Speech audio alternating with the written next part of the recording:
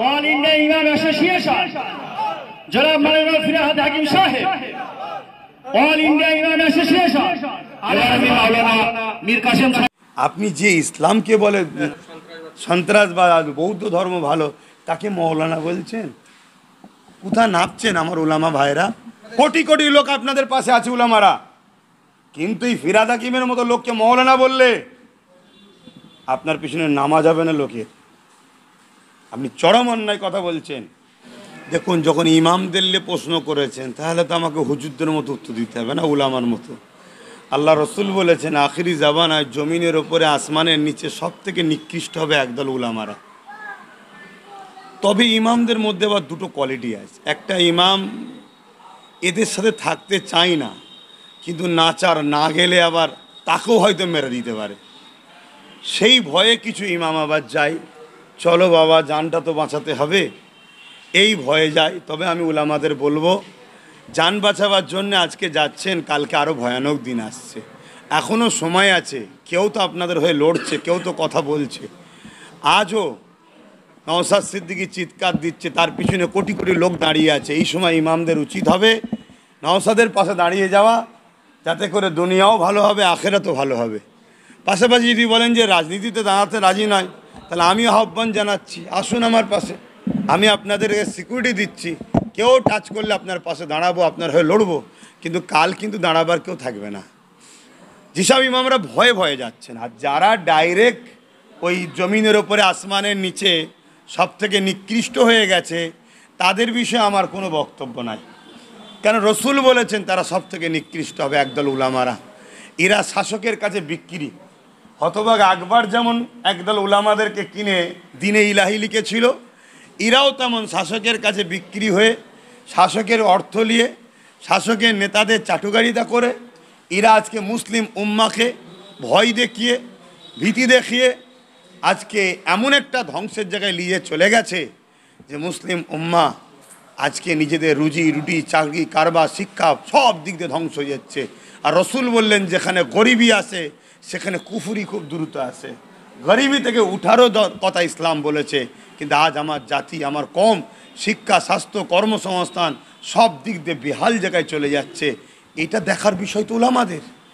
উলামারা তো তার জাতি কি করে শিক্ষিত হবে, তার জাতি কি করে কর্মসংস্থান পাবে, তার জাতি কি করে নিরাপদে থাকবে, এটা তো উলামাদের দায়িত্ব। কিন্তু আজ দুঃখের বিষয়, উলামাদের একটা বড় অংশ শাসকের চাটুকারিতা করে এই মুসলিম কওমকে শিক্ষা, স্বাস্থ্য সর্বদিক দিয়ে ধ্বংস করে দিচ্ছে। আর একটা উলামা ভাইয়েরা আছে যারা মনে মনে দুঃখ পাচ্ছে যে আমার কম শেষ হচ্ছে, তারা গোপনে আমার সঙ্গে কথা বলে, কিন্তু তাদেরকে আমি বলেছি ভয় খাওয়ার কিছু নেই। আপনারা প্রকাশ্য নাও যদি হতে পারেন, গোপনে মানুষকে বুঝান, কিন্তু সংগঠিত হতে হবে। সেই জন্য আমি বলি সব উলামা খারাপ নয়, যারা এই দলদাস হয়ে আছে অবশ্যই নিন্দাজনক। এদের মুখ দিয়ে কোনো দিন শোনেননি যে দীঘার মন্দিরের প্রসাদ খাওয়া আমাদের জন্য চলবে না, এ ফতোয়া কোনো দিন এরা দেয়নি। কোরআন শেষ হয়ে যাবে এই কথাটা বলা রাজ্য সরকার ভুল করেছে, এ কথা উইড্র করে নেওয়া দরকার, এদের মুখ কোনো শোনা যাবে না। কেন দিল্লি চলে যাবে বলেছে সরকার, এটা ভুল করে, যেটা শোনা যাবে না। কেন অরিজিৎ সিংকে অ্যারেস্ট করা হচ্ছে না রাজ্য সরকার, এটা বলা যাবে না। ফিরহাদ হাকিম সাহেবকে পেয়েছিল যখন কাছে, বলতে পারতো তো আপনারা তো বিজেপির বিরুদ্ধে অরিজিৎ সিং যখন এত বড় কথা বলেছে আমরা কেস করেছি, এই সুযোগ ভরে দেন, বলবে না, ওরা বলবে না। কেন নির্মল মাঝি মমতাকে আল্লাহ বলল? ফিরহাদ হাকিম সাহেব আপনি তো মুসলমান, মমতাকে আল্লাহ বলছে, আপনার দলের এমএলএ, এই সুযোগে দিদিকে বলেন এই বিষয়টা বাইট দিতে, হ্যাঁ নির্মল মাঝি তুই ভুল বলেছিস, এই উলামাদের মুখে পাওয়া যাবে না।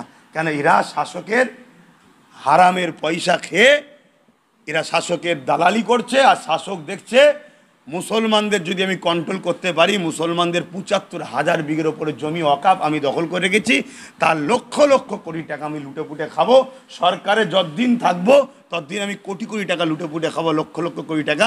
তাতে যদি কিছু ভিক্ষা দিতে হয় দালাল মৌলী সাহেবগুলোকে দে না, অসুবিধে কী আছে, দে, কিন্তু তার দ্বারা তো আমি জিতে থাকবো, এজন্য করছে। কিন্তু মনে রাখবেন আমার জাতি কিন্তু জাগছে, আমার জাতি সব মেনে নিতে পারে, আমার জাতি কোরআন শেষে যাবে কথাটা মেনে নিতে পারবে না যদি ইমানদার হয়। আমার জাতি সব মেনে নেবে। এই যে প্রসাদ খাই আমাদেরকে রেশনের মাধ্যম দিয়ে কাফের বানাতে চেয়েছে রাজ্য সরকার, এই রাজ্য সরকারের উচিত মুসলিম সমাজ হোক এবং হিন্দু খাদিবাই সবার শিক্ষা, স্বাস্থ্য, কর্মসংস্থান, রুজিরুটি কথা ভাবা দরকার। তারপরেও সেই হিন্দু মানুষ যদি মন্দির করে, সেটা দেশের মানুষ কী নজরে নেবে সেটা আলাদা বিষয়, কিন্তু রাষ্ট্র ইজাজত দেয়নি। আমি ধর্মের বিষয়ে যাচ্ছি না, কিন্তু রাষ্ট্র সরকার, আজকে রাজ্য সরকার রাজ ক্ষমতার জোরে ইসলাম ধর্মকে মিটাবার জন্যে তাগুদি শক্তি হয়েছে। তাগুদি শক্তি কোনটাকে বলা হয়? যে কুফরি মতকে প্রচার করার জন্য রাজ ক্ষমতাকে ব্যবহার করে, সে আজকে রেশনের মাধ্যম দিয়ে প্রসাদ দিয়ে আমাদেরকে কাফের বানাতে চাইছে। কারণ আমরা যখন কাফের হয়ে যাব, আমাদের ইমান চলে যাবে, আল্লাহ সাহায্য পাবো না, ভালো মন্দ বুঝবো না। যেমন আজকে অনেক মুসলমান আছে, রোজার মাসে মুসলমানের ইফতারে লাথি মারে, ওর ইমান চলে গেছে, ও কাফের হয়ে গেছে, ও ভালো মন্দ বোঝে না যে আরে ছোট্ট মানুষটা ইফতার করছে, না হয় সে অন্য দলকে ভোট দিয়ে তাকে রোজার মাস মিটে গেলে না ডেকে একটু বিচার টিচার করবো খনি, ঠিক আছে, এটাও করা উচিত না। তারপরেও চল, এখন জুলুমের খাতা যখন চলছে, মানে রোজার মাসে তুই ইফতার লাথি মারলি, তুই কত নম্বর, কী বেইমান তুই? তার মানে কি? ওকে হারাম খাইয়ে খাইয়ে ওকে বেইমান বানিয়ে দিয়েছে। এটা সমস্ত মুসলমানকে করতে চাইছে। এ থেকে আমাদেরকে ভাবা দরকার। গতকাল ওই ইমাম মুয়াজ্জিন অ্যাসোসিয়েশনের প্রোগ্রামে দেখলাম যে সেখানে একটা স্লোগান উঠলো, জনাব মাওলানা ফিরাদ হাকিম। কি বলছেন? কি জনাব মাওলানা ফিরাদ হাকিম? এই যে মন্ত্রী মেয়র ফেরাদিকে মৌলানা বলছে, জনাব মাওলানা ফিরাদ হাকিম এই স্লোগান পুরো সাধারণ লোক দিয়ে ফেলেছে। তিনি এখন এক নম্বরে তৃণমূলের ইমাম সংগঠনের নেতা আমার এখন। তাহলে আজকে সাধারণ মানুষ মৌলী সাহেবদের ঘরে আর সম্মান করে? সাধারণ মানুষ তো মৌলী সাহেবদের ঘরে মারবে। যেমন বাংলাদেশে মৌলী সাহেবদের উপরে জুলুম হচ্ছে, মৌলী সাহেবদের পিটছে, কথা বুঝে আসছে। এটা কত খারাপ কথা বলেন তো। আলেম সমাজ যদি ভুল রাস্তাতেও পা দেয়, হ্যাঁ, যখন প্রকাশ্য তার উপরে কোনো জুলুম হয় না, আমাদের দূর থেকে কষ্ট হয়। মুখে দাঁড়িয়ে আছে, মাথায় টুপি আছে, মৌলানাকে মারছে, দেখতে খারাপ লাগবে না? লাগবে না? কিন্তু রসুল পাক সাল্লামের সেই হাদিসের কথা আবার বলছি, যে জমিনের ওপরে আসমানের নিচে সব থেকে নিকৃষ্ট হবে একদল উলামা। এই ফিরাদ হাকিম বলেছিল না বৌদ্ধ ধর্ম ভালো, ইসলাম জঙ্গি না কি এটা বলেছিল। তাহলে ওই মৌলী সাহেব যিনি বলছেন, ওই মৌলানাকে শ্রদ্ধার সাথে বলছি, আর কত ভাই নিচুই নামবে। আপনি যে ইসলামকে বলে জঙ্গিবাদের সঙ্গে কি এটা সন্ত্রাসবাদ, বৌদ্ধ ধর্ম ভালো, তাকে মৌলানা বলছেন? কোথায় নামছেন আমার ওলামা ভাইরা? অনুরোধ করছি পরিবর্তন হন, তওবা করেন। আর আপনাদের ঘরে যদি মনে হয় কেউ চমকাবে ধমকাবে মারবে বলছে, আমি দায়িত্ব নিচ্ছি, আপনাদের আগে দাঁড়িয়ে আপনাদের হয়ে লড়বো। আসুন, কে আপনাদের আঘাত করে দেখি তো, দেখি। কোটি কোটি লোক আপনাদের পাশে আছে উলামারা, কিন্তু এই ফিরাদ হাকিমের মতো লোককে মৌলানা বললে আপনার পিছনে নামা যাবে না লোকের। আপনি চরম অন্যায় কথা বলছেন।